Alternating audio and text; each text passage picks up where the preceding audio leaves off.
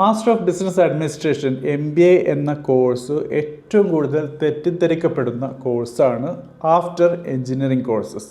അതുകൊണ്ട് തന്നെ മനസ്സിലാക്കേണ്ടത് MBA എന്നുള്ള കോഴ്സ് യൂസ്ലെസ് ആയി പോകുന്നു. പല സിറ്റുവേഷനിലും MBA പഠിക്കുന്ന കൂട്ടുകാരും യൂസ്ലെസ് ആയി മാറുന്നു എന്നുള്ളതാണ്. സോ 5 കാര്യങ്ങൾ തീർച്ചയായിട്ടും MBA കോഴ്സ് സെലക്ട് ചെയ്യുന്നതിന് മുമ്പായിട്ട് മനസ്സിലാക്കേണ്ടതായിട്ടുണ്ട്. അതിൽ ആദ്യത്തേത് ഓവർ സപ്ലൈ തന്നെയാണ്. സോ ഓരോ വർഷവും കണക്ക് പറയുന്നത് 2 ലക്ഷത്തിൽ കൂടുതൽ MBA ഗ്രാജുവേറ്റ്സ് പുറത്തിറങ്ങുന്നു എന്നുള്ളതാണ്. ആയിരക്കണക്കിന് B സ്കൂൾസാണ് MBA ഗ്രാജുവേറ്റ്സിനെ പുറത്തിറക്കുന്നത്.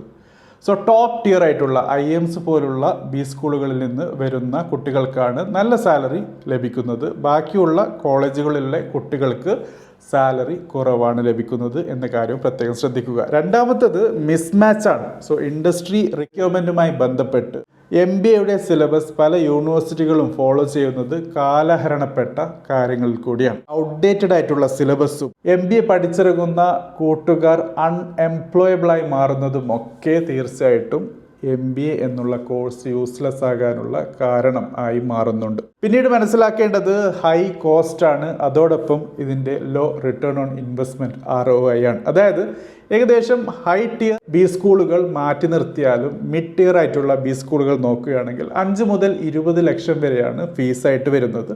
പക്ഷേ ലഭിക്കുന്ന സാലറി എന്നുള്ളത് 3 മുതൽ 6 ലക്ഷം വരെയാണ് പെർ ഇയർ, അതായത് ഇനീഷ്യൽ ഇയേഴ്സിൽ ലഭിക്കുന്നത്.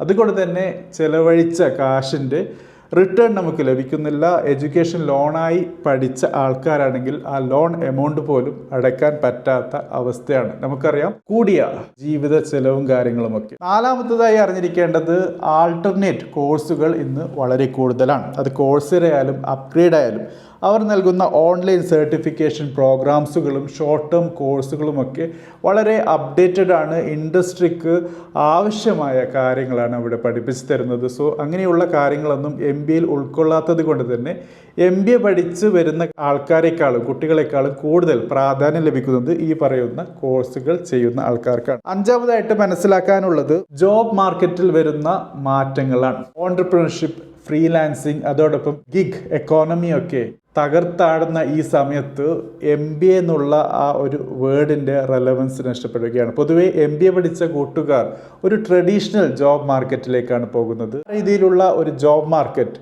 ഇന്ന് കണ്ടെത്തുക വളരെ ബുദ്ധിമുട്ടാണ്. സോ തീർച്ചയായിട്ടും ഈ കാര്യം പ്രത്യേകം ശ്രദ്ധിക്കുക. MBA പഠിച്ച് യൂസ്ലെസ് ആകാതിരിക്കാൻ ശ്രമിക്കാം.